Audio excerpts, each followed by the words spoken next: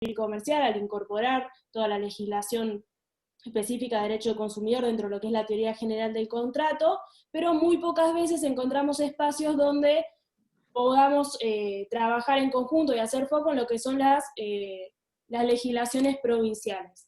En el caso de la provincia de Buenos Aires, nosotros tenemos reconocidos los derechos del consumidor en la Constitución, en el artículo 38 de la Constitución provincial, y tenemos una ley, que es la ley 13.133, que se titula Código de Implementación de los Derechos de Usuarios y Consumidores, que regula tanto lo que es el procedimiento administrativo como pautas también para las acciones judiciales, y también tiene parte, digamos, del abordaje en lo que refiere a políticas públicas en materia de defensa del consumidor. La idea de este encuentro es que sea un encuentro participativo, donde también los asistentes puedan tomar la palabra y hacer los comentarios que quieran y los aportes que consideren. La actividad está pensada desde el Observatorio de Derecho del Consumidor de la Facultad Nacional de Mar del Plata, del cual somos integrantes con Polina, y bueno, la idea es que todos aquellos que a partir de esta charla quieran seguir sumándose, nos puedan seguir en redes y acercarse también a formar parte de este equipo que nos interesa en realidad ir estudiando la materia de derecho del consumidor y debatiendo temas que son de tanta actualidad y que van mutando día a día. Natalia, si querés, haciendo uso de la palabra como invitada, te cedo para que vos nos puedas describir cómo es la realidad de su provincia y después nosotros podamos comparar, si te parece, con cómo es el procedimiento administrativo previsto en la provincia de Buenos Aires, y en particular vamos a hacer foco en lo que es el municipio de General Porredón, ¿sí? Bien, bueno, muchas gracias a todos por la presencia y por interesarse por esta materia que para mí es apasionante, y me dedico y me especializo en esta materia. Gracias a Alan, Leonardo y María por darnos la oportunidad de poder compartir las experiencias que podamos llegar a tener en las diferentes provincias y sobre todo la legislación que podamos llegar a tener. Bueno, les voy a comenzar contando un poco de cómo es la realidad entrerriana, que seguramente va a ser diferente a la de La Plata y la de ustedes.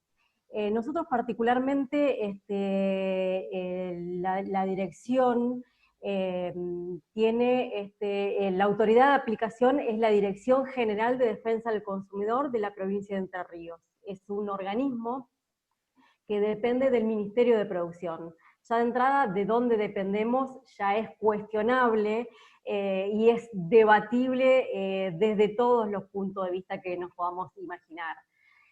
A su vez, la dirección tiene también delegaciones, que las denominamos OMIC, que son los organismos municipales del consumo, y que ellos no tienen la aplicación de la ley, sino que simplemente llegan a hacer toma la audiencia, la recepción de las denuncias y toman la audiencia, y en el caso de que no se llegue a un acuerdo, se deriva todo a esta dirección general de la provincia, que su sede está en Paraná, que es la capital de Entre Ríos.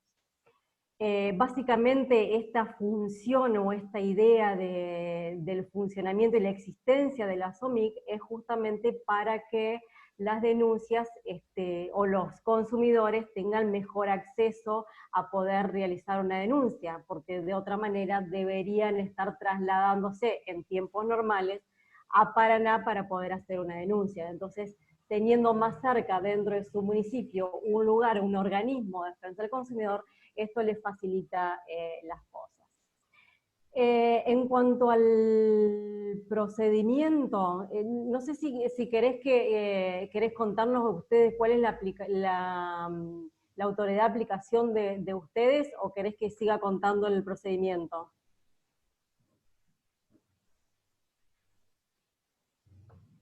Si querés, Natalia, el procedimiento de ustedes, la autoridad de aplicación, y después vamos nosotros. Dale.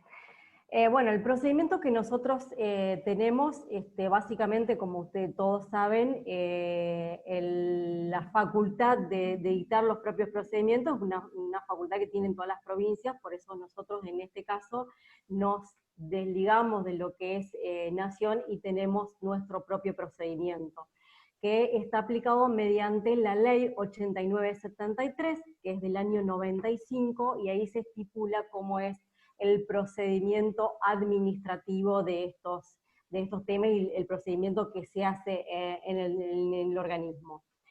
Básicamente comienza la denuncia, puede estar por presentación de algún denunciante o podemos comenzar de oficio también, es una facultad que tenemos todos. Actualmente lo que se está haciendo es únicamente vía online por el tema de la pandemia, pero si no es en el organismo, o sea, se pueden presentar la denuncia en el organismo, en la OMIC o también dentro de la página. Existe la página federal, o la mesa única federal, que con este tema de la pandemia estuvo bastante saturada y bastante complicada poder presentar una denuncia, y es por eso que el gobierno de Entre Ríos crea una propia página también para que puedan acceder más rápido y más fácil a realizar la denuncia. Entonces actualmente las denuncias se están realizando únicamente por estas páginas. Una vez que se recibe la denuncia, que llega al organismo, personal de la dirección, que se lo denomina de alguna manera un mesa de entrada o recepción de las denuncias, hace un pequeño análisis de la denuncia, de la documental que aportan y demás, y si considera necesario, le solicita al consumidor que presente alguna documental o aclare específicamente bien la denuncia y sobre todo las pretensiones, porque ya que lo estamos haciendo sobre todo por la página, a veces los consumidores al desconocer el tema no se explican adecuadamente. Luego de eso pasa al área de legales o una pequeña filtro de alguna manera para ver si esta denuncia en realidad entra dentro del marco de la Ley de Defensa del Consumidor. O sea, si el denunciante es consumidor, si el que está denunciando es proveedor y si entre los dos existe una relación de consumo. ¿Qué se hace también en esta instancia? Se ve también si es necesario pedirle alguna documentación o algo al proveedor para poder nosotros tener una mirada más acabada de lo que es la problemática o el reclamo que se está haciendo.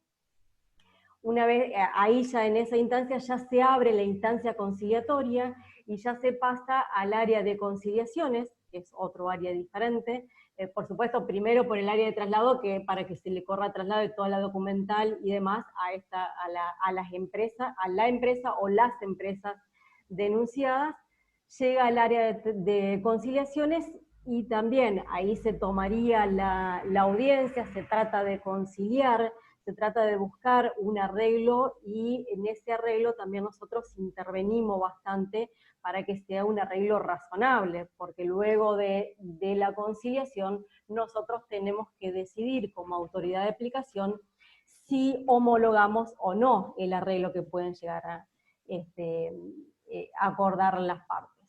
Entonces, en ese área de conciliaciones, si se llega a un arreglo, se homologa y se archiva. En el caso contrario, si no hay una conciliación, pasa directamente al área de legales. En el área de legales, de alguna manera, también está como subdividido el área en el área de imputaciones y en el área de resolutiva, o el área de sumarios.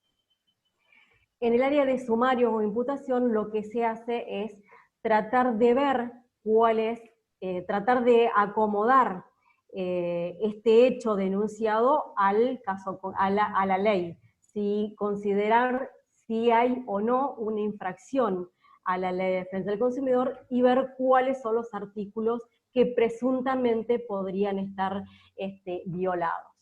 Una vez que se hace esta imputación, se le corre traslado a la empresa y se le otorga 5 días para que puedan presentar un descargo no solamente a la denuncia, sino también a esta imputación que ya hace el organismo, y además pueden también presentar algún acuerdo conciliatorio. Ya no se permite en esta instancia ninguna propuesta ni nada por el estilo, simplemente ya un acuerdo.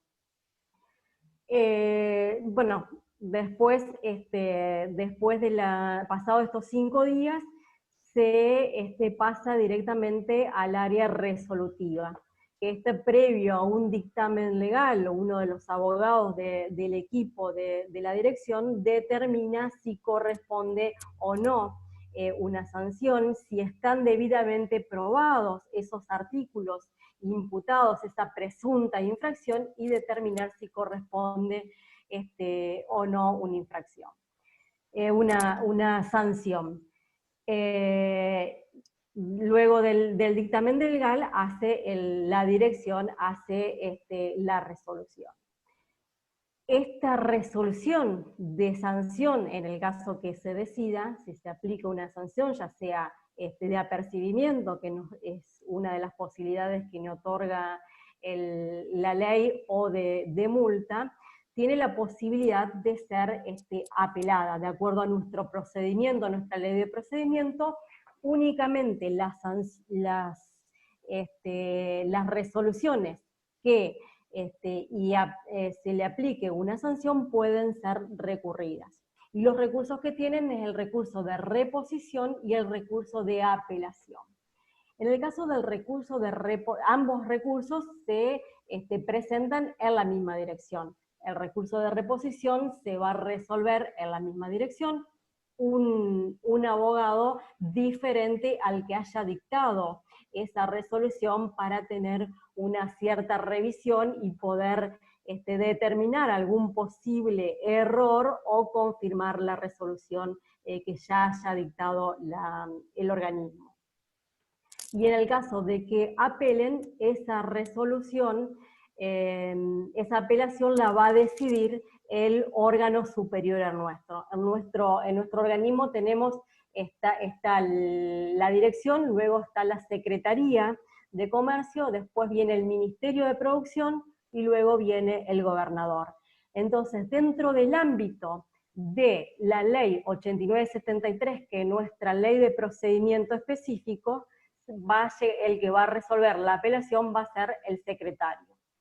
Pasado eso, si se sigue con la problema, bueno, aclarar que antes, para poder apelar, es requisito de admisibilidad para la apelación depositar el monto de la multa aplicada.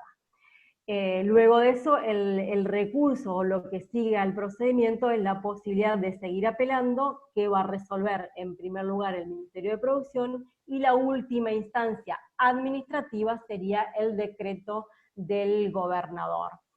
Y después, bueno, pasado eso, termina la vía administrativa y ya se pueden ir a recurrir recién ahí al contencioso administrativo, ya en sede judicial.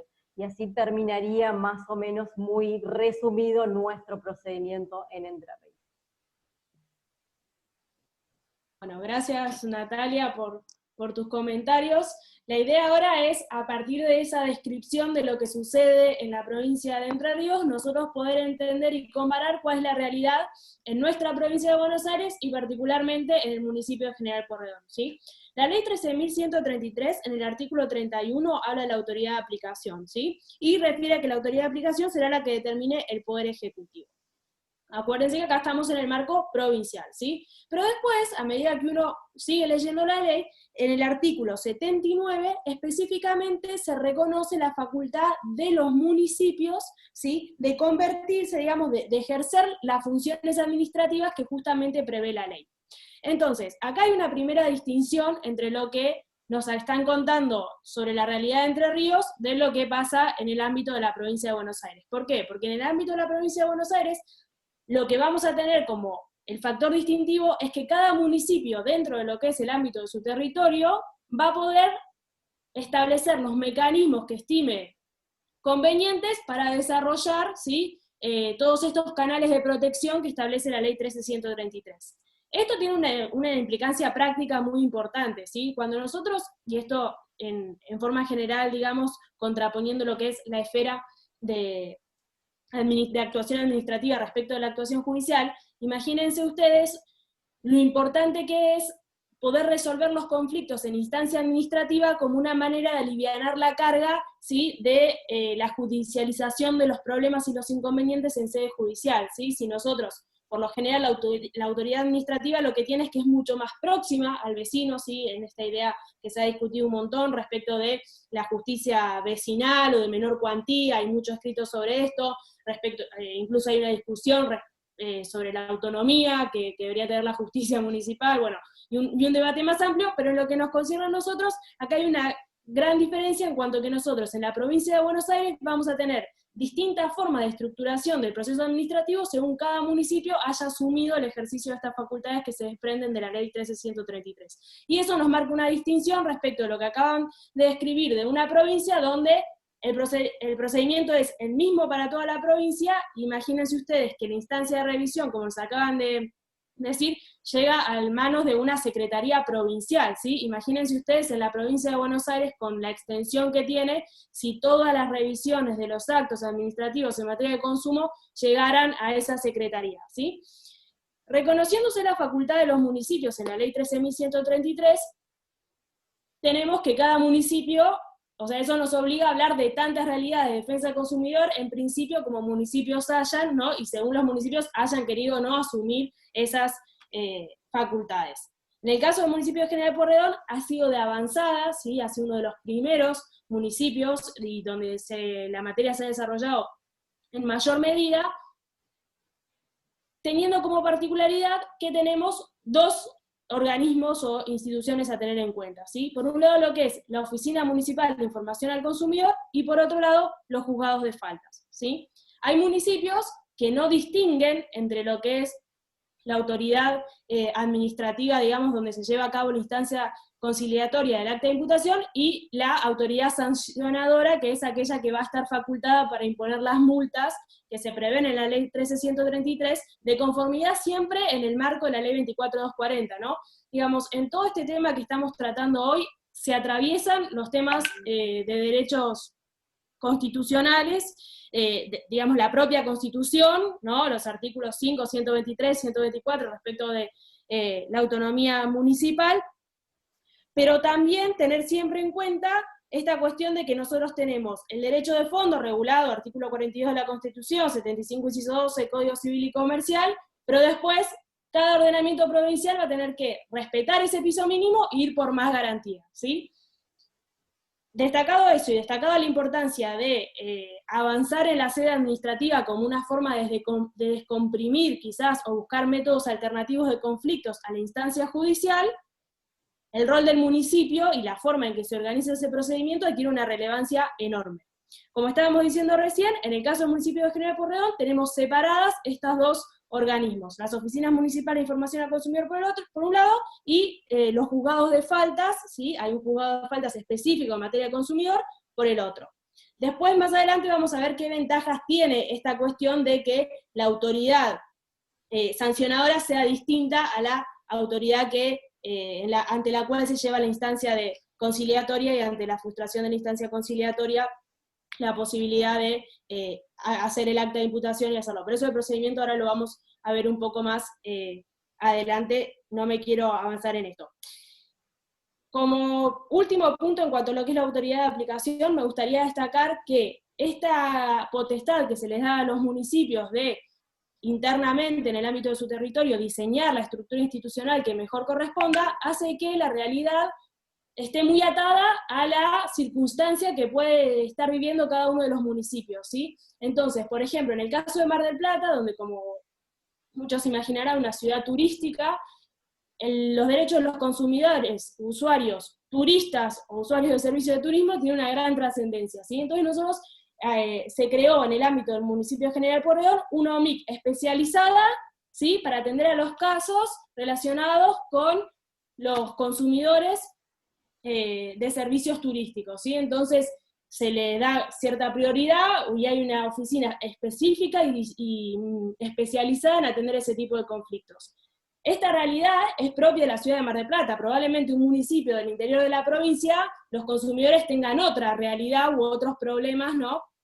Que los aquejan en mayor medida. Entonces, creo que era un ejemplo bastante claro ese en cómo se advierte la importancia de que la autoridad administrativa esté próxima al consumidor que quiere proteger, ¿sí? Y esa proximidad de la vecindad es lo que le da la herramienta para identificar cuáles son los problemas que va a atender prioritariamente, ¿sí? En el ámbito del municipio de General Porredón también se desarrollaron otras OMICs especializadas, por ejemplo, en adultos mayores o personas con discapacidad, ¿sí? Y el abanico es muy amplio en cuanto a la posibilidad que tiene cada municipio justamente de ir articulando su diseño institucional según las problemáticas que haya en cada una de su territorio y en virtud de la conformación de la población a la que quiere asistir, ¿sí?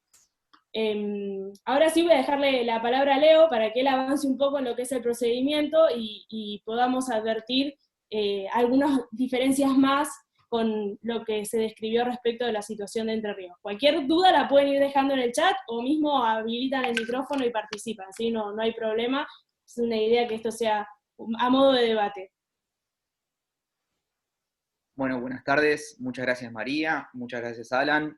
En primer lugar, un agradecimiento al Centro Estudiantes de la Facultad de Derecho, a las colegas de Entre Ríos por el espacio, por el tiempo. Un viernes hasta ahora es importante tenerlas acá presentes y que queramos hablar un poquito del derecho del consumidor acá como estamos todos reunidos hoy.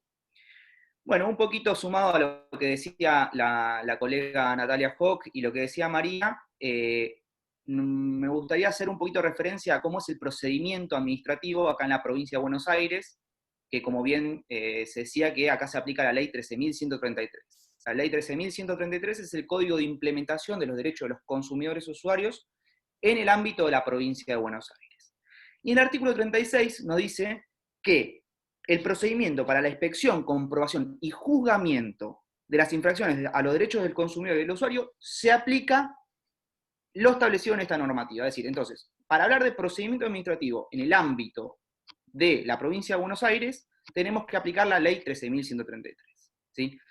La ley 13.133 es un compendio amplio, donde en muchas alusiones, se hacen muchas alusiones a la ley 24.240, pero tiene un contenido peculiar. Ya les comentaba María los artículos 79 y siguientes y 31 respecto a la autoridad de aplicación, y es importante tener presente algunas cositas. Bueno, no quiero ser reiteratorio con lo que ya nos decía Natalia, pero el procedimiento se inicia igual.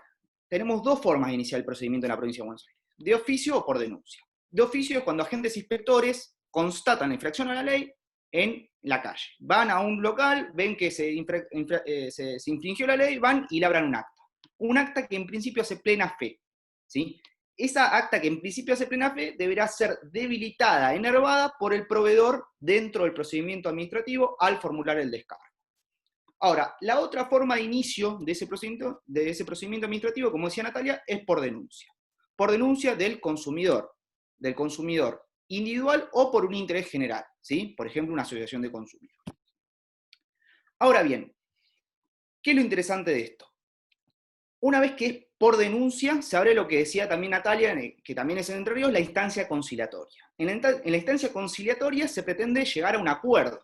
Si se llega a un acuerdo con el proveedor que presuntamente, cometió una infracción a la ley, se suspende el procedimiento, ¿sí? Se suspende hasta tanto se acredite, digamos, que ese acuerdo se cumplió. Ahora, si no se llega a un acuerdo, se dicta dentro de lo que es la OMIC, que era lo que le comentaba María, la OMIC local, un auto de imputación. Un auto de imputación donde se fijan los hechos y la norma legal infringida. Ese auto de imputación lo dicta la máxima autoridad del OMIC, que es el director. Entonces, una vez que tenemos el auto de imputación, que como les digo, establece los hechos por el cual se motiva a solicitar una sanción, y se sugiere un monto de sanción, un monto de condena.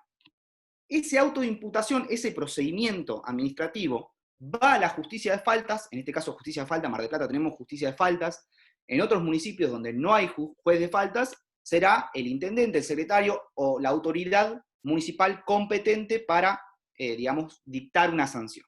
En este caso tenemos un juez de faltas que en este momento está presente, y si nos está escuchando, le mando un saludo y nos va a dar una reflexión final después de todo esto, el doctor Fernando Mumare.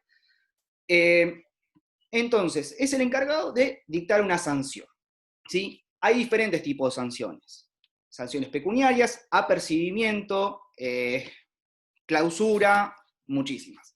Están previstas, creo que en el artículo 50 de la 1353. Pero hay una cosita que esto lo hablábamos con Natalia el primer día y que me interesa destacar.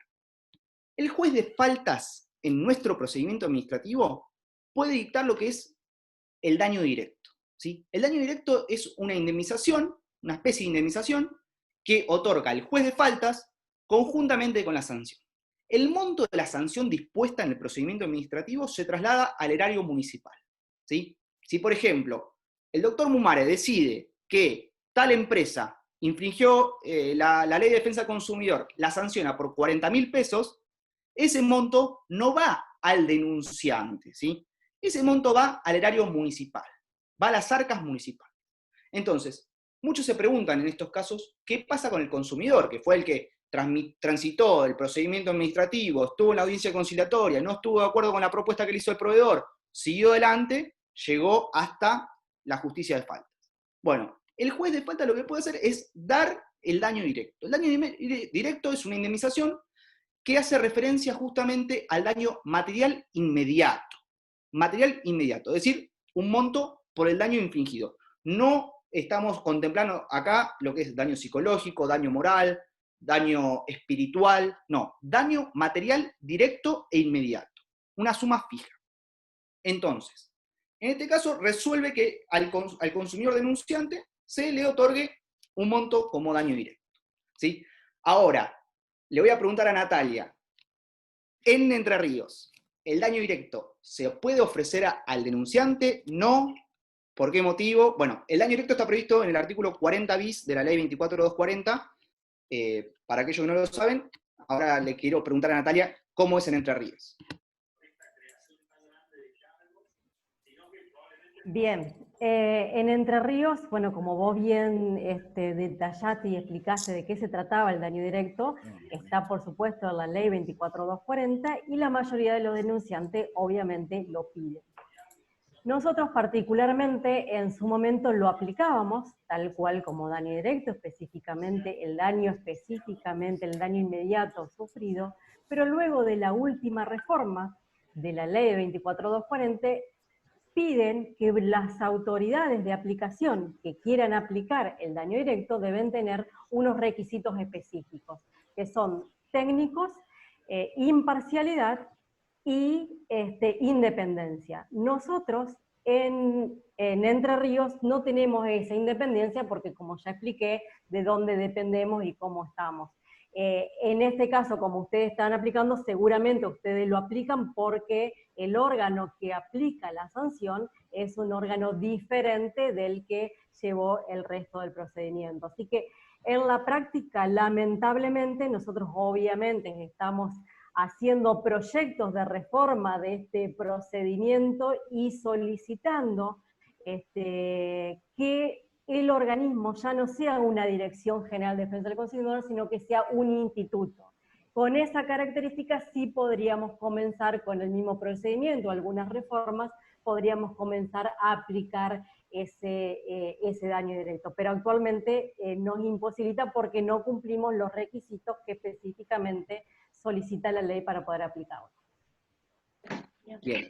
Bueno, está buena la aclaración para tener un poco de referencia de cómo es, en algunas provincias se puede aplicar el daño directo porque se cumple con los requisitos de la ley 24.240 y en algunas todavía no, pero bueno, sí, Alan. Comentar un poquito cómo es el trámite online, que seguramente no, es el que se está aplicando en la actualidad por el tema de la pandemia. Natalia Hock decía que en la provincia de Entre Ríos, la provincia crea un espacio, crea una página para establecer directamente lo que son las denuncias. ¿Cómo es en nuestra provincia? Si tenemos también página propia o tenemos la federal. En realidad es la ventanilla pública federal. Por lo menos lo que yo tengo entendido es que debido a la pandemia, a ver, están las dos posibilidades. Teniendo la oficina local acá en Mar del Plata, en Belgrano 3467 de la ciudad de Mar del Plata, para las chicas por si conocen, está la oficina, la UMIC local. Si vos vas y pedís un formulario, completás la denuncia de forma manuscrita. Después tenemos que en la época de pandemia, que resultó muy importante, la ventanilla pública federal, que vos decís que es de la página argentina.gov.ar, donde está muy bien detallado, la Dirección Nacional hizo un gran trabajo con eso, y de un lenguaje claro, que muchas veces de este lado tenemos que tratar de lograr un lenguaje claro para poder transmitir esto que realmente capaz que a los que somos abogados nos cuesta un poquito más. Pero es muy importante porque acá se trata de consumidores, ¿sí? De personas que todo el tiempo realizan, gastos, consumos. Las ventas online crecieron muchísimo con el tema de la pandemia y hay una regulación específica para eso. Entonces, desde la página argentina.gov.ar accedes a la ventanilla pública federal. Ahí completás el formulario online y se envía. Eso va a la Dirección Nacional de Defensa del Consumidor, que es la encargada de remitir a los organismos provinciales, quien a su vez lo remite a las dependencias municipales. Y de esa forma se inicia ese reclamo que antes solamente, antes existía la posibilidad de hacerlo en forma papel y online, ahora solamente tenemos esta opción disponible. Perfecto, Leo. No sé si alguien quería hacer alguna pregunta sobre estos puntos que se trataron, daño directo, procedimiento, autoridad de aplicación. Alan, voy a tomar la palabra un segundo, pero Dale. no puedo dejar de destacar que tenemos entre la audiencia a camarista de la ciudad de Mar del Plata, el doctor Ricardo Monterisi, que ya está poniéndome cara, pero es un verdadero honor que lo tengamos acá entre nosotros. Así que primero agradecerte, Ricardo, porque te hayas sumado a esta charla. Para mí es un honor y un desafío que estés acá interviniendo con nosotros, y para comentarles, quizás, un poco intentando retomar algo de lo que hablamos, y un tema que todavía no tratamos, que lo teníamos en agenda para más adelante, pero destacando que está acá el doctor, vamos a charlar sobre eso. Nosotros recién, Leo hizo referencia a lo que es el daño directo, ¿sí? Y era una forma de obtener una indemnización en sede administrativa con ciertos límites y ciertas, digamos, cuestiones que quedan por fuera, y que si el consumidor quisiera reclamar por eso, necesariamente tiene que ir a la sede judicial, ¿sí? Ahora, este instituto del daño directo no se tiene que confundir, ¿sí? Esto es algo que siempre en las clases insistimos mucho, con lo que son los daños punitivos, ¿sí? Muchos de acá son exalumnos de la cátedra, también veo, esos ya están sabidos del tema, pero para el resto es importante tener siempre en cuenta esta distinción. Y hay un fallo muy conocido que ha sentado jurisprudencia a nivel nacional y que fue justamente un primer voto del doctor Monterisi en la causa Mandiarena hace muchísimos años. Y bueno, doctor Monterisi, lo invito, si quiere, a mínimamente contar en qué consistió ese caso, y que todos tengan el lujo de escucharlo y conocerlo, y los que no lo leyeron, los invito a todos a ir. Es un fallo que ha sido reconocido por toda la doctrina, muy comentado en todas las revistas y foros de jurisprudencia. Así que, Ricardo, no sé si querés hacer un mini comentario respecto de eso. Para mí es un honor que estés acá. Buenas tardes, gracias a todos, gracias María, pero creo que los protagonistas son ustedes. Yo estoy acá para aprender un poco más porque me gusta el debate de la gente joven, de los especialistas. Prefiero que ustedes debatan porque María lo conoce bien el tema, y simplemente hago un breve raconto. Hace muchos años de este fallo, creo que fue el primero donde aplicamos daños punitivos. Se trataba de un chico que había ido a suscribirse o a comprar un aparato de un celular a un local que estaba en la calle Colón y Catamarca, y no tenía la vía de acceso, o sea, no tenía la rampa, por lo tanto no pudo acceder a conocer cómo era la contratación, porque le pedía por favor al empleado que bajara y le explicaran, directamente le cerraron las puertas. Bueno, eso terminó en una demanda que nosotros aplicamos daños punitivos, pero aparte mandamos también, porque fue una cosa interesante, que la contraria, de alguna manera como defensa en la contestación de la expresión de agravio, vino a decir, bueno, este tema también del acceso a los edificios, no me pongan una multa a mí porque ustedes en el Poder Judicial no tienen acceso a varias oficinas. Nosotros recogimos el guante y más allá de que aplicamos el daño punitivo, lo subimos, lo elevamos, también ordenamos de alguna manera a la Corte, le pedimos a la Corte que hiciera también en aquellas dependencias que había denunciado la actora, las correcciones a los efectos de impedir, que impedían el acceso de este tipo de chicos que tenían la capacidad disminuida. O sea, eso es en grandes rasgos lo que me acuerdo del caso, sobre todo porque estaba en juego la capacidad disminuida que tenía este chico, y nosotros evaluamos mucho en la sentencia a los efectos de fijar el daño. Y también ahí, ahora me estoy acordando, los años me han hecho viejo, pero me voy acordando, entramos en el tema si la mera infracción aplicaba el daño punitivo o tenía que ser de una entidad bastante grave, ¿no es cierto? O sea, no la mera infracción de la ley producía el daño, sino también que tenía que tener una potencialidad tal para que el daño sea aplicado. O sea, ese es, en síntesis, que me acuerdo de ese caso porque fue un living case acá en Mar del Plata.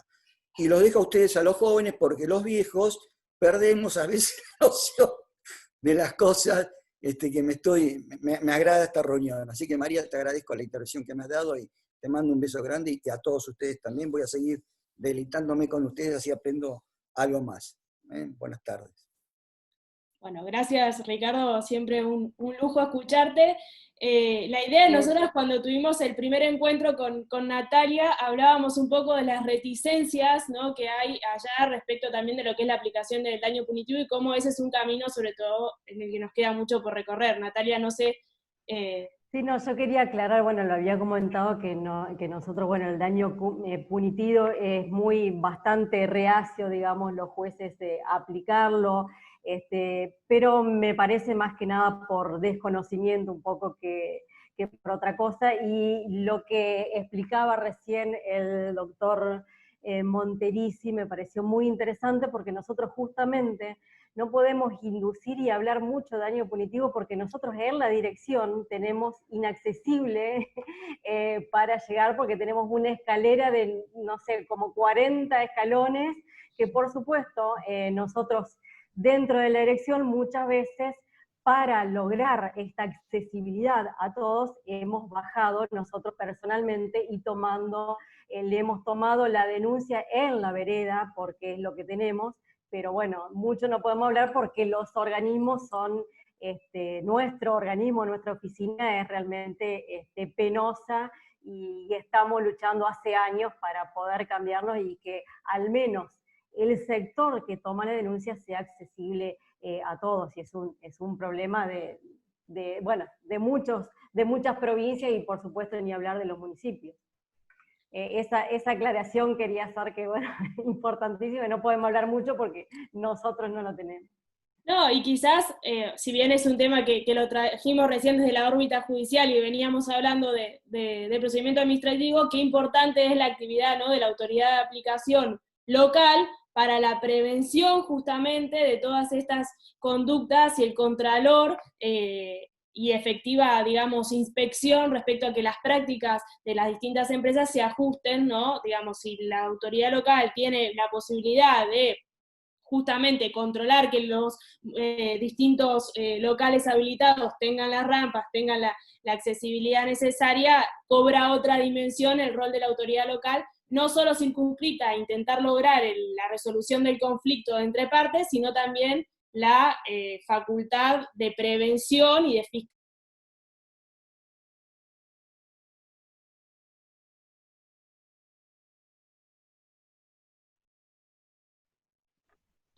Ricardo, primero que nada, un placer.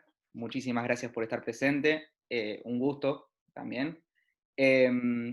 Coincido totalmente. Es más, también tenemos a Fernando. me acuerdo que él en Fundación Pensar comentó algo respecto a la descentralización, incluso municipal. Dentro del ámbito municipal, la importancia de llegar a los barrios, ¿sí? ¿Sí? Entonces, si estamos pensando lo importante que es la descentralización dentro de un municipio, imaginémonos a gran escala. Es algo, me parece que es muy importante. Después, bueno, siguiendo un poquito con las diferencias, podemos ver lo que es la impugnación de la sanción. Es otro régimen. Nosotros acá en el artículo 70 de la ley 13.133 tenemos previsto como la impugnación. Leonardo, Sí, permitime que antes de pasar a ese tema quería hacer una aclaración importante que María había destacado, la diferencia que hay entre el daño directo y el daño punitivo. Porque al menos en Entre Ríos muchos colegas la confunden y nos piden a nosotros que apliquemos el daño punitivo en sede administrativa. Entonces, es importante tener presente esa gran diferencia, que son dos cosas diferentes, son conceptos diferentes, lo que se llama aplicar la indemnización que se aplica en una y otra, y tener en cuenta que el daño directo es en sede administrativa y el daño punitivo únicamente en sede judicial. Disculpame que te corté, pero quería hacer esa aclaración que me parecía importante. Fundamental, Natalia. Nosotros desde la cátedra acá con los Mumares tratamos siempre de remarcar eso a nuestros alumnos. De hecho, hay varios acá que quizás ya pasaron por nosotros. Tratamos de remarcar siempre, porque además es algo que confunde, ¿sí? Muchos piensan, es lo mismo, a veces se confunden los conceptos, capaz que piden daño directo en sede judicial. Digo, no sé, capaz que siguiendo la misma lógica, puede pasar eso. Pero bueno, es algo muy importante. Puede pasar todo en realidad. O sea, nosotros nos piden todo. También en sede administrativa, nos piden que regulemos honorarios y demás, entonces bueno, nos encontramos de todo un poco. Bueno, otra cosa solamente para mencionar es la gratuidad dentro del procedimiento administrativo y la no necesariedad de, digamos, patrocinio letrado. Eso es algo para destacar, para ambas partes, ni para el consumidor ni para el proveedor. Solo se dice que acredite personería el proveedor, pero no se requiere patrocinio letrado. Obviamente, si tiene un patrocinio el consumidor, seguramente tenga más, no digo que tenga más suerte, pero tenga más, digamos, acompañamiento. Igualmente, desde la Dirección del Consumidor siempre se le brindan todas las herramientas para que puedan obtener, digamos, una decisión favorable. Pero bueno, seguimos entonces un poquito con eso que les estaba diciendo, la impugnación de la sanción al proveedor. Nosotros tenemos en el artículo 70 previsto que el fuero contencioso administrativo es competente directamente. Acá no tenemos, digamos, como tenían ustedes, la secretaría, un decreto del gobernador donde se aplica, por lo que entiendo, se debe aplicar la ley de procedimiento administrativo provincial, ¿no? Natalia. Perdón, sí, la ley de procedimiento provincial, por supuesto. Bien, acá, bueno, el procedimiento está establecido en el artículo 70, digamos, el pago previo también está dispuesto, por más que en algunos lugares se ha declarado inconstitucional, está previsto en la ley, entonces en principio debería respetarse, debería depositarse el monto de la sanción para acceder a la vía judicial, y después es competente los juzgados de primera instancia en lo contencioso administrativo, y en grado de apelación, la Cámara. El proceso judicial es un proceso sumario de legitimidad, ¿sí? Donde los plazos, a diferencia de otros procesos contenciosos administrativos, son más breves. Es un proceso sumario. Después, bueno, esto es un juicio entre el proveedor y el municipio, en este caso, el municipio General Pueyrredón. El consumidor que fue beneficiado con un daño directo tendrá intervención como tercero, ¿sí? Se lo cita para que esté a derecho, incluso puede presentar, puede pedir prueba, seguramente pida que se sostenga ese daño directo como indemnización, y podrá tener participación en el proceso. Pero en principio es un proceso que es entre el proveedor sancionado y el municipio que dictó el acto administrativo. Un poquito ese es el esquema sancionatorio que tenemos nosotros acá, en la provincia de Buenos Aires. Sí, por eso, o sea, difiere bastante del nuestro, no solamente porque el nuestro es bastante largo el proceso recursivo, sino que además, bueno, nosotros, o desconozco yo en Entre Ríos, que alguna resolución haya llegado a esa instancia, al contencioso administrativo. Sobre todo también por el requisito de admisibilidad, que para poder apelar ya en la primera instancia a la Secretaría es necesario hacer el depósito de la multa. Entonces eso también traba a las empresas y bueno, prácticamente ninguna ha llegado o se ha animado a llegar al contencioso administrativo. O hacemos demasiado bien las cosas o no se animan. Te hago una pregunta en función de eso, Natalia. El monto de las sanciones, ustedes, ¿cómo lo gradúan? Más o menos. En función de ello, ¿no? En función de una diferente revisión judicial. Esquema de revisión judicial.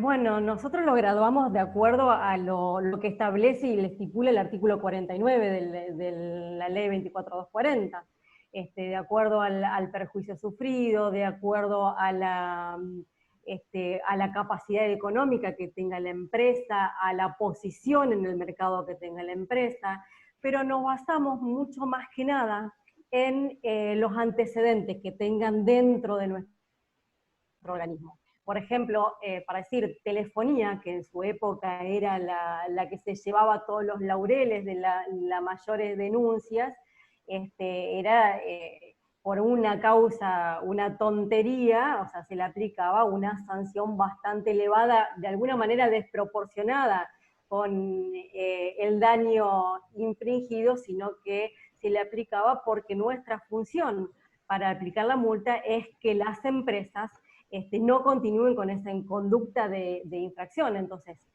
más que nada nos orientamos siempre a ver esa práctica repetitiva de la empresa en una determinada conducta. Y paulatinamente, de acuerdo a la cantidad de antecedentes que vayan teniendo, se la vamos aumentando de a poquito. Esa es la forma que, por ejemplo, en nuestra provincia personal era la que se llevaba la mayoría de las multas o las multas más altas, debido a que nosotros hicimos una estrategia de notificarle en un día prácticamente 100 multas. A partir de ahí modificaron mucho la conducta y la mayoría de las denuncias sobre este tema se solucionan en el área conciliatoria, directamente no llegan ni siquiera a que nosotras lo tengamos que siquiera hacer el acto de imputación además, sino que solucionar los temas, y así lo solucionamos con varias empresas también que han modificado la conducta, porque tenemos que tener presente que la función del organismo no es sancionar, sino modificar conducta de las empresas. Y eso está establecido en su ley, porque lo leí, artículo 19. El objetivo de, digamos, el procedimiento administrativo es lograr la conciliación. ¿O no? ¿Me equivoco? Está en nuestra ley, pero también es el objetivo de la ley 24240, claro, o sea, de los organismos en definitiva, más allá de que lo diga nuestra ley provincial. Bien. A mí me gustaría primero agradecerle al doctor Mumari por estar presente en la charla, y hacerle una pregunta con respecto a qué se basa él para determinar el valor del daño directo y con qué frecuencia se aplica el daño directo, si es algo muy excepcional o si es común que se aplique. Bueno, buenas tardes a todos y todas. Un placer que me hayan invitado a escuchar a la gente joven con nuevas ideas, así que muy agradecido de estar acá. Dos cosas. Con respecto a esto que me preguntás, nosotros el daño directo lo aplicamos con bastante asiduidad y siempre dentro del marco del límite que establece la ley, que es el valor de reposición del bien. O sea, nosotros hacemos solamente la posibilidad de que la persona recupere aquel perjuicio económico recibido sobre el bien o sobre su persona. Entonces, si una persona vamos a un ejemplo práctico, tiene un problema con un vehículo que no le quieren hacer el arreglo, ese será el monto de arreglo que deberá establecerse allí. Todo lo demás se canaliza a través de la órbita judicial.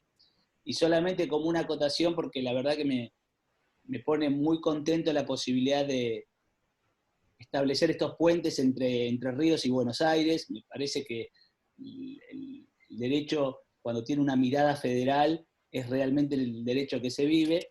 Y entonces, escuchando un poco a los representantes de Entre Ríos y a veces algunas carencias que tiene la administración, eso ocurre en todas las provincias y en todos los lugares. Lo que pasa es que, y quiero dejarlo como un norte, ¿no? Nosotros desde nuestro humilde lugar, cualquiera y en cualquier oficina mínima puede contribuir muchísimo al desarrollo de los consumidores, aún sin herramientas. Digo, en lo que es descentralización territorial, nosotros en Mar del Plata, a través del observatorio, tenemos una relación muy estrecha con todas las asociaciones de fomento, y entonces vamos allí, y ahí recibimos denuncias, y no tienen que venirse directamente hasta la oficina central, a través de la parte de educación, que es clave para tener mejores consumidores y mejores comerciantes. También vamos a los colegios por motus propio, y nadie nos paga por eso. Digo, con las muy poquitas herramientas podemos lograr una gran mejora. Y el último puntito, y esto sí es una cosa muy importante, es que muchas veces estos espacios no tienen dentro de la administración gran visibilidad porque no se imagina que generen votos. Cuando nosotros podemos mostrar eso desde otro lugar, con estadísticas, con la satisfacción de la gente que va con un reclamo y lo soluciona, y que además se lleva a lo mejor una indemnización, empieza a cambiar un poco la perspectiva de la oficina. Así que a no desfallecer. Muchas gracias por la participación. Muchas gracias, Fernando. Me pidió la palabra Manila Cheif, así que vamos a activarle el micrófono para que pregunte. Hola, ¿qué tal? Buenas tardes a todos.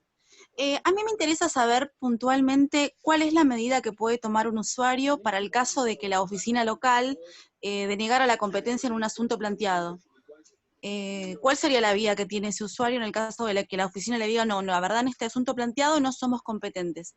Puntualmente me quiero referir a un artículo de la ley 24240 que establece que obviamente tienen competencia no tienen competencia, para aquellas profesiones que requieren colegiación, como lo es martilleros, abogados, médicos, odontólogos. Pero en la última parte de ese artículo establece que sí son competentes para la publicidad que hacen de sus actos. En estos casos, supongamos que la oficina dice, bueno, no, porque es colegiado, no podemos entender. ¿Qué hace el usuario para que se cumpla, verdad, lo que figura en la ley 24240? Bueno, no sé quién quiere responder para lo que es la provincia de Buenos Aires, municipio de Mar del Plata, y después Natalia nos cuenta cómo es en Entre Ríos. A ver, como bien decís, en todos los casos de las profesiones liberales que tengan colegiación, la aplicación de la ley de defensa del consumidor solo alcanza lo que es la publicidad. Entonces, en tanto el caso no se encuadre específicamente en lo que es materia de publicidad, obviamente va a estar, digamos, acertada la decisión de no intervenir. En caso de que sí sea una cuestión que quede por este artículo amparada en la ley de defensa del consumidor, se puede hacer la denuncia por la ventanilla única federal, explicando esta circunstancia, eventualmente ahí, como bien explicó Leo, se derivará a la órbita local que correspondiese. Ahora, siempre te queda la vía de ir a la justicia, digamos. Eso es muy importante que se aclare, que una cosa que nosotros acá estamos hablando quizás más enfocados en el procedimiento administrativo, pero una vía no inhabilita a la otra, ¿sí? Incluso pueden ser hasta ejercidas en forma simultánea. O sea, siempre tengamos en cuenta que tienen objetos distintos, ¿no? Digamos, son fines diferentes, pero al ciudadano el acceso a la justicia es un derecho que no se le va a negar jamás, entonces siempre va a tener la potestad de ir y presentar su caso judicial. A veces quizás... Se refiere a una demanda de daños, en este caso, supongamos. Claro, sí, por ejemplo, sí. Pero en el caso de que la oficina no quiera aplicar este artículo, ¿el usuario dentro del ámbito administrativo tiene algún recurso contra esta denegación de competencia? O sea, cuando no admiten su competencia, esa es mi pregunta puntualmente. El tema es que cuando te lo deniegan se supone que lo deben fundamentar, porque lo deniegan y si no está dentro del ámbito que nos permite la aplicación, esto es, en cuanto a la publicidad, claro, seríamos la única parte que somos competentes, no somos competentes. A ver, esto hay que tener en cuenta conceptos básicos del derecho del consumo y tener que tener en cuenta el derecho del consumidor. Consumidores somos todos, pero hay que ver quiénes son consumidores a la luz de la ley de defensa del consumidor, porque tiene que tener tener una relación de consumo, tiene que haber un proveedor de la otra parte y tiene que haber un servicio para consumo propio o personal. En este caso de los colegiados, específicamente la ley establece que no somos competentes y no tenemos que intervenir en esas cuestiones. Y siempre van a tener, o sea, no es que van a quedar desamparados, porque bien como dijo María, tienen la vía judicial, como la tienen siempre, más allá de que se realice la denuncia en defensa del consumidor, también se puede ir a la vía judicial, incluso simultáneamente, porque como bien expresó también María, son cosas diferentes lo que se reclaman y las sanciones también son diferentes, como veníamos explicando. Si se aplica una multa en defensa del consumidor, esa multa va a ir para el Estado. En cambio, si se aplica alguna, o sea, ya no va a haber una sanción, sino que va a haber una indemnización, y lo que se reclama justamente en sede judicial va a ser una indemnización y va a ser para el que entabla la demanda. No sé si Entonces, esto contesta tu pregunta. Sí, algo más que quizás no quedó del todo claro. Siempre cuando estamos hablando de las autoridades locales, son facultades que son concurrentes con la facultad de la autoridad de aplicación nacional, ¿sí? Entonces a vos, si la autoridad de aplicación local no toma la denuncia por determinada circunstancia, siempre tenés la órbita nacional para reclamar, y que funciona como red, que te va a tomar todo aquello que la provincia no quiera, digamos, tomar por sí. Entonces, en ese sentido, vos siempre vas a tener la Dirección Nacional de Defensa del Consumidor, con toda la estructura que se desprende de ahí, para hacer ahí la denuncia, independientemente del punto del país en el que te encuentres, ¿sí? Eso es importante también tener en cuenta, porque a veces, digamos, la protección en la órbita nacional jamás se tiene que entender como privativa, o la de las provincias viceversa. Todo está complementariamente, digamos, articulado, y la idea es que siempre el consumidor tenga una mayor protección, no menor. Entonces, esa es otra alternativa que podrías tener frente a esa situación. Y una consulta también referido a esto. María, te agrego una cosita nada más respecto a esto. Dale. Lo que tienen los profesionales liberales, que requieren una matrícula y una colegiación, por lo general tienen un órgano, digamos, disciplinario, donde vos presentás una denuncia y dentro de ese pueden, digamos, sancionar con, digamos, bloqueo de matrícula, suspensiones. Entonces, por eso, un poco, digamos, la ley de defensa del consumidor se corre con todo lo que no tiene que ver con publicidad. Bien, no, yo en realidad me refería a una circunstancia. Supongamos que una SRL se establece para un servicio de salud, brindar servicio de salud, y subcontrata a médicos para que lleven a cabo esa tarea. Me pongo en el caso de esto, que puede ser una función empresarial puntual, y si esa empresa puede ser denunciada ante la oficina ante el incumplimiento de la ley 24240. Ese es el escenario que yo planteo. También toca lo que sería la cuestión societaria y lo que tiene que ver con la cuestión de cuando una sociedad se constituye para frustrar derechos de terceros o bueno, generarle un daño a otro. Lo que tiene que ver con la inoponibilidad de la personalidad jurídica. Entonces, en sede administrativa, ¿esto se puede plantear o es totalmente improcedente y tiene que ir a sede judicial? No, yo creo que podrías plantearlo perfectamente en lo que tiene que ver con la publicidad, ¿sí? O sea, no vas a poder meterte en lo que es el ejercicio profesional y en lo que hace a los médicos y lo que esté regido por su colegiación. No, ahora, claro que no. En lo que tiene que ver con la publicidad, sí, y acá creo que un poco por el escenario que vos estás planteando, cobra una gran relevancia el tema de lo que es la aplicación de los medios de la tecnología y la cuestión de las herramientas digitales en lo que hace a la publicidad. Entonces, las redes sociales, claro. Exactamente. Hay muchas cuestiones que, si bien nosotros tradicionalmente podemos decir jamás el derecho del consumidor hubiera llegado a acceder, hoy por los medios en los cuales se establece, termina siendo publicidad y entro, ¿sí? Entonces, el médico a título, obviamente, el médico personal no va a estar regido por lo que es la Ley de Defensa del Consumidor, pero sí todo lo que vos reseñabas como la actividad empresarial tendiente a obtener, digamos, prácticas dirigidas a captar la atención de de los usuarios de esos servicios. Entonces, ahí también vas a tener la aplicación de todo lo que tiene que ver con la normativa de fondo del Código Civil y Comercial. Derecho a la salud y todo lo demás. Un escenario complejo, claro, digamos, quizás es medio difícil dar una respuesta absoluta, digamos, en abstracto, pero creo que hay también hacer la denuncia, supongamos que se desarrolle un caso como el planteado, en defensa del consumidor, ¿o no? Yo creo que por publicidad, sí, pero vas a tener que acreditar justamente No, claro. eso, que Sí, sí, vos lo que vos lo estás atacando, digamos, es la práctica publicitaria, ¿sí? No lo que es la prestación del servicio de salud en sí mismo.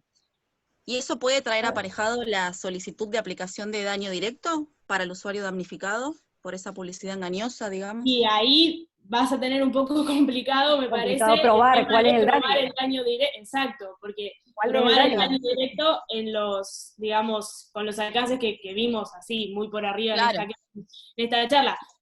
Siempre piensen que el daño directo es el resarcimiento de la afectación inmediata, ¿sí? Inmaterial. Por ahí El lo... electrodoméstico que vino fallado y compré una tostadora que cuando la enchufo no funciona. Y es la reposición del bien, es algo bien concreto. Todo lo que ya no sea una afectación específica material va a quedar por fuera. Leo, te veo diciendo, sé ya y definir aclará lo que creas. lo que es daño moral, espiritual, Claro. o todo lo relacionado con eso, ahí no queda otra que ir a sede civil a hacer un daño. Perfecto. Muchísimas gracias por las respuestas. Cuando de se todos. accede por ahí por tema de publicidad es por fraude, en lo que uno incurre por parte de la publicidad engañosa que hace, en este caso, bueno, la sociedad SRL que presta un servicio médico. Alan, te agrego algo. Algo en nuestra profesión de abogado, hoy en día, bueno, se habla de que la publicidad del abogado está prohibida por la 5177. Sin embargo, hoy en día yo creo que todos tenemos redes sociales y todos vemos cómo, digamos, estudios jurídicos han pagado publicidad en redes Exacto. sociales donde lo vemos todo el tiempo, se suben. Bueno, a ver, yo no estoy diciendo nada. Sé que las épocas cambian, los medios digitales se actualizan, las herramientas crecen, pero bueno, habrá que tomar decisiones respecto a eso. Quizás seguro sí, seguro no, pero bueno, no tomo partido por nada. Claro, ahí ya nos entramos en otro tema de la publicidad, porque hay muchos abogados que de alguna manera aseguran el resultado, que sería una publicidad engañosa. Tal cual. Infringiendo también a una de las normas de éticas. Claro, otras normas, un montón de otras normas que... yo me quedé pensando todavía y no termino de comprender cuál es el ejemplo específico, la consulta específica de Manila. Ajá. Sí. ¿Vos qué planteabas? ¿Cuando vos tenés algún problema con un médico específico? No, o con en una realidad... Porque ahí hay una gran diferencia, o sea, No. Yo entiendo que al médico puntual particular no lo alcanza la Ley de Defensa del Consumidor porque es una profesión que requiere colegiación, ahí estamos todos de acuerdo. Entonces habría que ir en todo caso a hacer una denuncia al colegio respectivo y que intervendrá el Tribunal de Disciplina. Lo que yo me refiero es cuando se actúa una empresa, supongamos una SRL o una SA, y esa empresa contrata a médicos para desarrollar la actividad de salud.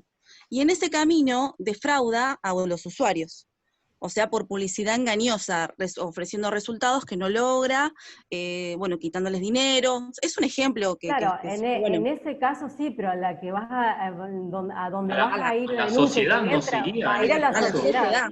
Claro, va a ir a la sociedad, que es la que, en realidad también la sociedad, y ya tampoco por las cuestiones, sino lo que está publicitando, un ejemplo similar al que yo acabo de decir, es una publicidad engañosa, dando un determinado, sobre todo, y esto pasa mucho, que puede ser y en este caso sí entraría, ya sea un profesional, en la parte estética pasa mucho, que puede ser una SR, una empresa que brinda un servicio, o un médico particular que está ofreciendo un determinado resultado, y ahí sí es la publicidad, y ahí sí vamos a entrar nosotros, Defensa del Consumidor, a poder llegar a aplicar. No en la práctica habitual o el servicio de medicina, pero sí si está ofreciendo un determinado resultado, entraría perfectamente por ejemplo, en Facebook, Instagram o redes similares. Me refiero a esa publicidad que hacen.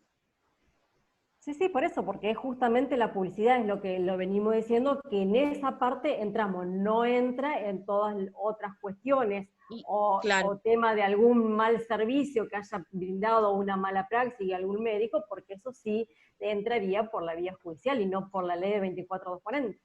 Y quizás una aclaración, perdón, que tiene que ver con en un supuesto en concreto hay que empezar, hay como ser precisos en contra quién se va, ¿sí?, a accionar. Como bien decía ella, cuando nosotros pensamos en la clínica, por ejemplo, como persona jurídica, la relación de la clínica con el paciente va a poder estar aplicada a la Ley de Defensa del Consumidor, ¿sí? Aunque a título personal del médico no.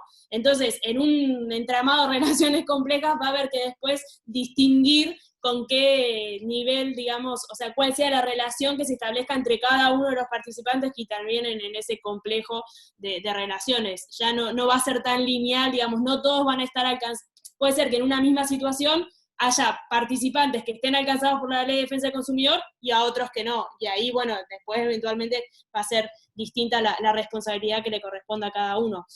Quizás, nada, tener en cuenta esas cuestiones, si bien son ejemplos acá planteados en abstracto, Claro, sí. a ver que después evaluar cada uno de los vínculos que querramos, digamos.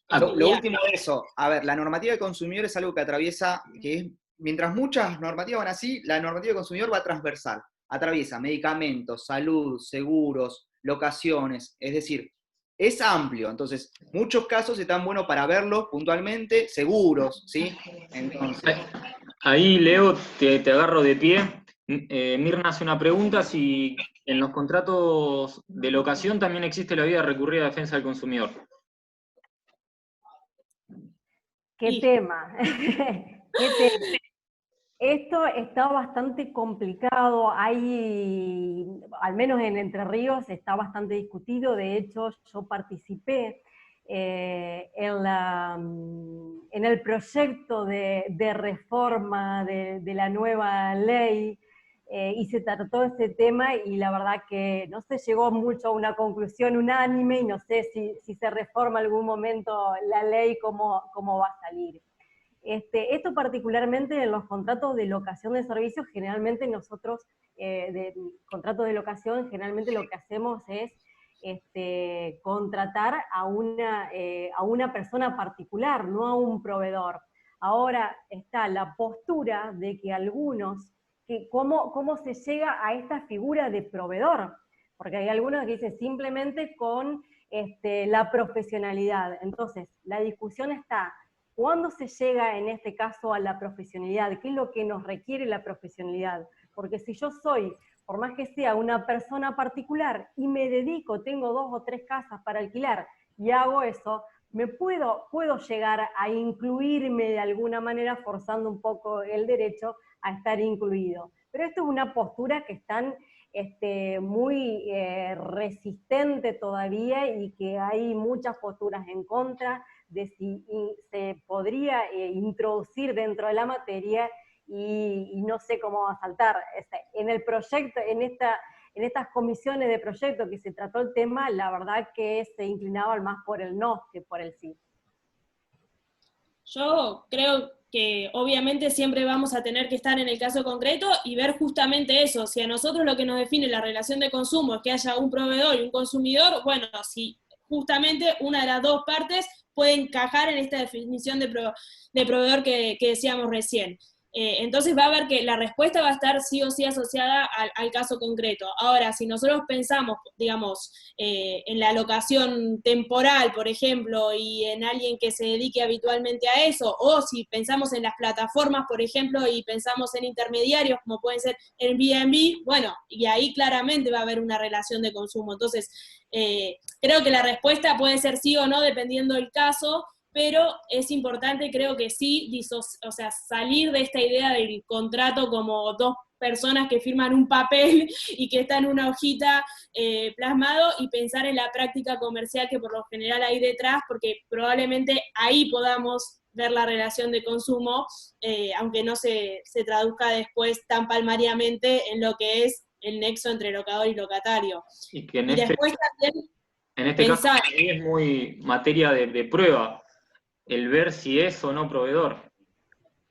Exactamente, sí. Y la habitualidad, como ahí ponían en el chat, ¿no? Una cosa es la cuestión de si es algo ocasional que se da una sola vez, y otra cosa es si es una práctica habitual y reiterada. Y no olvidarnos también que en definitiva, en esto de lo que hablabas recién vos de la prueba, siempre vamos a tener en cuenta lo que es la doctrina de las cargas dinámicas de la prueba por el 53 de la 2440. Entonces, también está esa cuestión que, ¿no?, invocada la relación de consumo y viendo si se aplican o no las previsiones de la ley de defensa del consumidor, tendremos también otra herramienta ahí para poder dilucidar la cuestión. Leo. Mirá, no hay mucho para agregar, coincido con vos. Es importante tener esto presente, la diferencia entre contrato de consumo y relación de consumo. La lógica que intentó aplicar la ley 24240 y el Código Civil y Comercial, y justamente esa distinción entre contrato de consumo y relación de consumo.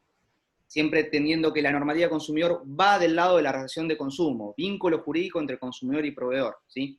Entonces, no nos quedemos con la lógica del contrato, sino que vamos más allá. Por eso le decía que muchas veces la normativa de consumidor es transversal, atraviesa muchas materias y es muy interesante verlas aplicadas a los diferentes institutos. Me gustaría agregar un aporte que hizo Carolina desde el chat, pobre que está sin sonido, y me comentaba para que les cuente que a su vez de la página de internet que tienen específica en la provincia, también están recepcionando denuncias por WhatsApp y por correo electrónico. Esto me gustaría, Natalia, que nos comentes un poquito brevemente si es algo que aplicaron ahora por el tema de la cuarentena o si ya hace tiempo que lo tienen. Bueno, sí, esto se implementó más que nada debido a la cuarentena para tratar de todas las vías que puedan estar más fáciles para el consumidor de poder denunciar. También, no solamente por la pandemia, sino también que a partir de esta nueva gestión, a partir de este año tenemos nuevo director, entonces también hay muchas modificaciones y nuevos procedimientos y estamos en modificar todo, pero sí, una de las vías también para denunciar es vía WhatsApp, que se habilitó un WhatsApp específico, y también, bueno, por vía mail también se implementaron varios correos, porque todo estamos haciendo también vía mail hoy, entonces se habilitaron una mail oficiales del gobierno, para que también de esa manera poder hacer las conciliaciones, a ese correo oficial puedan llegar propuestas conciliatorias y demás, porque todo lo estamos haciendo vía mail o vía WhatsApp, y en algunas ocasiones muy aisladas también utilizando esta plataforma de Zoom para poder tal vez hacer alguna audiencia y demás. Estamos como todos, tratando de usar las herramientas tecnológicas dentro de nuestras posibilidades, porque también la conectividad por ahí es escasa, tenemos complicaciones con eso, pero bueno, hacemos con lo que tenemos, hacemos lo mejor posible. Perfecto, Natalia. No sé, Leo, si querés comentar algo, si se habló. Sí, antes de que se vayan, y aprovechando que estamos todos acá presentes, quería invitarlos, que tenemos acá al director académico, al seminario de consumidor y del usuario, que vamos a brindar a partir del 7 de septiembre. Son 5 encuentros, donde vamos a tratar diferentes temas. Vamos a tratar, primero, procedimiento ante OMIC, justicia de faltas e impugnación ante el fuero contencioso. Vamos a tratar el tema de las operaciones contractuales y el acceso a la justicia. La parte empresaria, vamos a ver también la articulación de la defensa de los proveedores, y en una quinta clase vamos a ver lo que son los daños punitivos y la actualización por productos defectuosos, ¿sí? Este es un seminario que es gratuito, brindado a través de la Facultad de Derecho de la Universidad Nacional de Mar del Plata, la Secretaría de Posgrado, la Unidad de Graduados, así que sería un placer que puedan contar con nosotros. Ya tenemos más de 700 inscriptos de todo el país, tenemos 350 de la Universidad Nacional de Mar del Plata, 300 de las diferentes universidades del país, Universidad de Tucumán, Universidad de La Plata, de la UBA, de las de ustedes también, del litoral, y tenemos gente de México también, que no sé cómo, pero se ha sumado, por la característica del teléfono lo descubrimos, así que bueno, los invitamos a todos que se sumen. Desde el Observatorio del Consumidor en Facebook, y creo que en Instagram también, está el afiche, donde está la planilla para completar, y estaría buenísimo que se sumen. Muchas gracias, Leo. No sé si alguien quería hacer una pregunta ya para cerrar y no robarle más tiempo. ¿Alguna duda que haya quedado? ¿Puedo hacer una pregunta? Sí, La sanción que establece la 24240 tiene un monto máximo de 5 millones, ¿no? ¿Estamos de acuerdo? ¿De cuándo es la sanción de la 24240? ¿20 años? ¿No? Bueno, ¿no habría que adecuar esos 5 millones o llevarla a una unidad de valor para que mantenga el valor por el tiempo? Porque yo creo que la ley 2440 del año 94, ¿verdad? Era del 1 a 1, eran, ¿no? Bueno, 23, 5 millones de dólares. No digo llegar el monto de la sanción a 5, pero me parece que esos 5 millones hoy están un poco retrasados. Una de las modificaciones que había que pedirle al legislador, me parece, lo tiro como idea para ustedes, es, no se puede ese artículo 47, creo que es llevar el monto a una unidad de valor que sea actualizable. Digo, no estamos viviendo con francos suizos y en dólares en una economía dura, ¿no es cierto? Estamos en Argentina, tenemos una inflación del 40% anual. De alguna manera habría que reestructurar todo lo que sea deudas que tengan un número fijo, porque hay que acompañar el proceso inflacionario también con ese monto que tiene que actualizarse para mantener la actualización de la sanción, porque si no, se lo va tragando el tiempo. Y no hay modo alguno después de forzar el cumplimiento de esa obligación. Me parece, es un tema que tiene que estar en el debate. Yo no es mi especialidad el derecho al consumo, pero sé que los especialistas deben estar manejando ese tema. En una futura modificación a la normativa, yo creo que ese monto ha quedado muy, pero muy retrasado. No sé qué opina Fernando. Sí, la verdad que sí, y bueno, nada, me gustaría, estuvimos trabajando en un proyecto de reforma nacional y un proyecto de reforma provincial. María colaboró, así que nada, te doy la derecha, María, si querés contar un poco en qué están en las dos leyes, cuáles son los institutos que se están tocando. Bueno, el proyecto de reforma de la ley nacional está actualmente en diputados. Parece que puede llegar, digamos, tiene un futuro auspicioso por lo menos, y además de este tema de la actualización, digamos, de los montos y de prever de que sean, como bien decís, que se establezca a través de unidades fijas, digamos, unidades de valor, lo que se tocan otros temas que también son importantes, como el tema del sobreendeudamiento, que hoy no lo tenemos legislado. Se prevé un capítulo de acciones colectivas en materia de consumidor, que también, porque hace una temática donde las acciones colectivas son bastante trascendentes, sobre todo, ¿no?, por la insignificancia quizás del reclamo individual en muchos de los supuestos donde el consumidor ve afectado su derecho, entonces también es importante.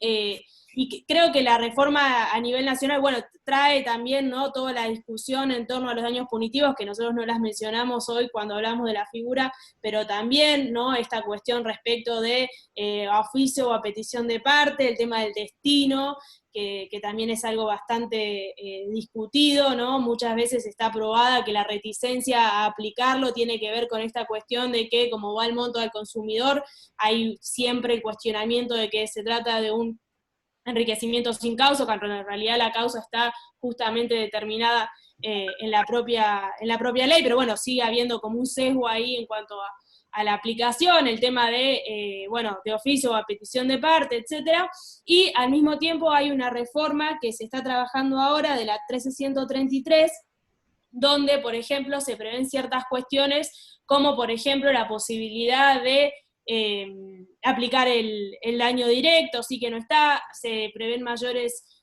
cuestiones relacionadas con lo que es la tutela preventiva, que si bien está en la ley, no está en forma tan detallada, y hay un campo bastante grande para accionar.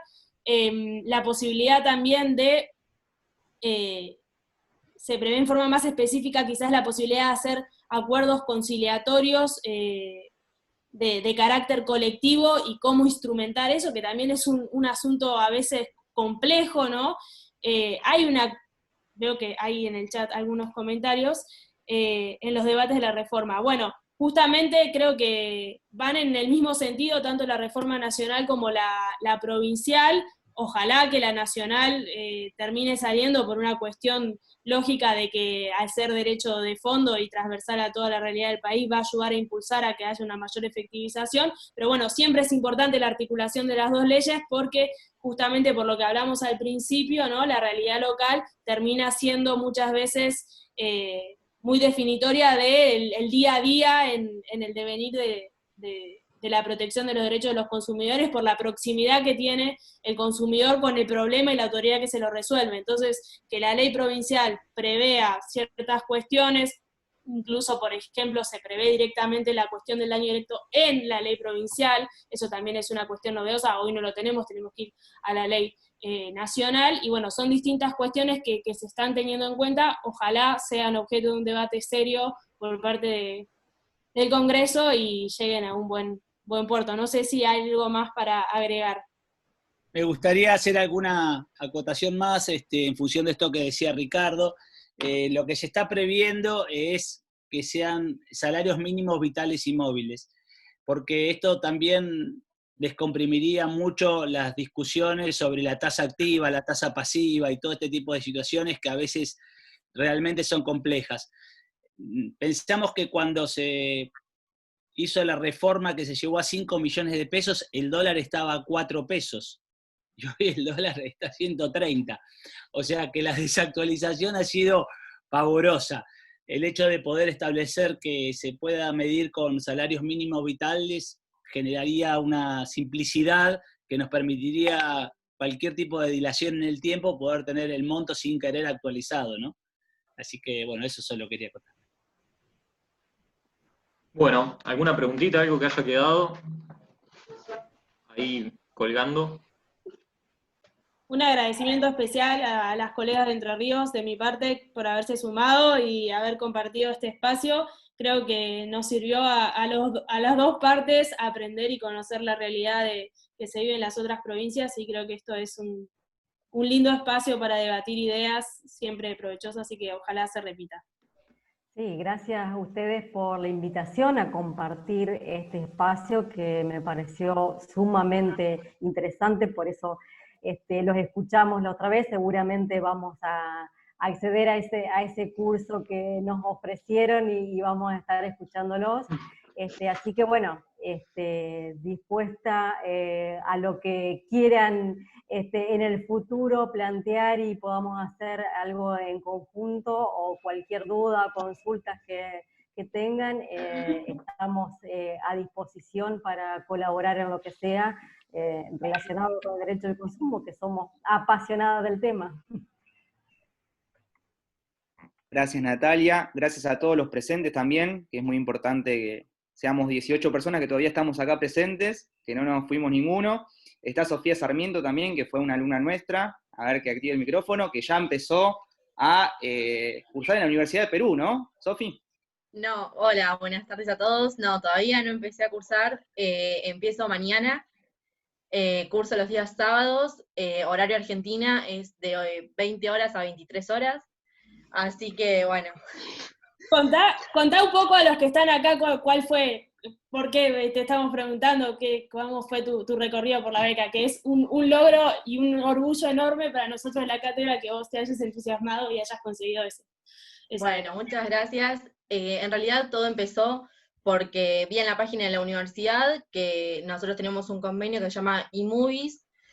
Bueno, decidí incursionar un poco más en eso, me contacté con lo que es el rectorado, y bueno, a partir de eso a mí me dieron los catálogos de curso y todas las universidades participantes, y bueno, seleccioné 4 cursos, entre ellos estaba Derecho Ambiental, Derecho del Consumidor, Laboral y Familia. Mi idea no era, digamos, realizar equivalencias, por una cuestión de que si bien me daban la posibilidad, yo en la Universidad Nacional de Mar del Plata quiero cursar todas las materias, y no que me las tomen por equivalencia, porque me parece provechoso, digamos, ir a cursar a la Facu y tener los contenidos de acá bien sabidos para el día de mañana. Entonces, simplemente decidí anotarme en materias que yo ya las había cursado para, bueno, simplemente, digamos, seguir adquiriendo conocimientos, pero no hacer, digamos, un cambio uno por otro. Bueno, y ahí empecé lo que vendría a ser el proceso de admisión. Tuve que mandar lo que es todo mi, ¿cómo es? Certificado analítico parcial acá a los miembros de la Universidad Nacional. Ellos lo que hicieron, de Mar del Plata, curso en la Universidad Nacional de Mar del Plata. Ellos lo que hicieron es, bueno, fijarse todas mis notas, y a partir de ahí lo elevaron a la Universidad Continental de Perú. La Universidad Continental de Perú realizó otro proceso de admisión también, también verificando mis notas, mi promedio, y que no tenga sanciones disciplinarias. Y bueno, solamente había 5 cupos, entonces yo como que no tenía mucha expectativa, sinceramente, porque eran 5 cupos para, no sé, son de 15, 17 países deben ser, sumado a que cada país lleva mínimo 7, 8 universidades. Entonces como que era poquísimo, yo dije, bueno, voy, a ver con qué suerte corro. Pero bueno, por suerte entré dentro de esos 5 cupos. La verdad que desde ahora tuve muchísimo contacto con la Universidad Continental. El otro día, el viernes, tuve el acto de bienvenida, y siempre es chicos que necesitan, tenemos mentores, tenemos tutores, así que hasta ahora la verdad un acompañamiento increíble. El lunes me pasaron los horarios, y bueno, finalmente curso los días sábados, así que yo había preguntado a ver si la clase no había empezado el sábado pasado, el 22, pero me dijeron que no, así que bueno, sigo al día. Y ¿cómo es? Y nada, tengo mi propia aula virtual, me ofrecieron también que no me quede solamente con los cursos, así que estoy interesada en, no sé si este cuatrimestre, pero si no el otro, realizar digamos, meterme dentro de lo que es el grupo de investigación en la Universidad Continental, que también me dan la posibilidad de hacerlo. También, obviamente, me invitaron a ir a la Universidad Continental una vez que pase todo este tema de la pandemia y todo eso. Así que nada, por mi parte, re feliz, tanto con la Universidad Nacional de Mar del Plata, por darnos, digamos, esta oportunidad que, más allá de que por ahí el estudiante decide si la aprovecha o no, está bueno que se abran las puertas, y también del otro lado de la Universidad de Perú, por recibirme, la verdad que tan bien a mí y a los 67, digamos, estudiantes de intercambio de distintos países. Así que bueno, a partir de mañana va a empezar mi experiencia, y nada, yo la verdad que estoy re entusiasmada, re feliz, y bueno, nada, emocionada también. Intento no llorar. No, para nosotros una alegría enorme que hayas cursado la materia y te hayas entusiasmado en querer seguir estudiando Derecho del Consumidor, porque la verdad que bueno, yo por lo menos me encanta estudiar y me encanta, por eso es un viernes y estamos todos acá conectados, pero creo que el objetivo de cada uno y de por lo menos los que damos clase es contagiar un poco ese entusiasmo por seguir estudiando, y que alguien haya recibido un poquito de eso y se haya metido a cursar una materia encima de las que ya tiene la facultad para cursar y ser abogada, ya es súper meritorio y digno de reconocimiento, así que mis felicitaciones. Bueno, primero en lugar, agradecer a la presencia del doctor Fernando Mumare, del doctor Ricardo Monterisi, en esta charla, en esta tarde, agradecer la presencia de las disertantes, Natalia Hock, Carolina Lexenizer, que bueno, por problemas técnicos no pudo aportar por audio, pero estuvo escuchando y presenciando y haciendo aportes por texto. Agradecer también la presencia tuya, María, y de Leo. Desde el Centro de Estudiantes lo agradecemos porque creemos que esto es una forma de seguir garantizando la educación y brindarle cada vez más calidad a la misma. Felicitaciones, Sofi, también. Contás con la presencia del Centro de Estudiantes para lo que necesites, y obviamente creo yo que con el aporte de académico de cada docente de lo que es materia del consumo también. Gracias a vos por también dedicarnos este tiempo y horas tuyas para que desarrollemos esta actividad, así que gracias. Ya vamos Gracias, Alan. a repetir Gracias algo también. A todos los que estamos por esta misma línea, tratemos de generar estos espacios de debate, de pensamiento, de reflexión, porque no dejamos de reflexionar los diferentes institutos, las diferentes cuestiones, así que los invito a que sigamos por esta línea, lo mismo a las colegas de Entre Ríos, que esto sea el comienzo de una de una posibilidad de realizar diferentes encuentros. La próxima trataremos jurisprudencia, fallos de ustedes, fallos nuestros, y que este sea el comienzo, nada más. Gracias a todos. Y por último, bueno, invitarlos a seguirnos en la página del observatorio, en Instagram, observatorio.consumidor.unmdp. Ahí subimos noticias nuevas. Observatorio del Consumidor, Universidad Nacional de Mar del Plata. Te lo completo, Alan. En Facebook. Te quedaste trabado. En Instagram no. Menos mal que justo en el final, así que bueno. Menos mal.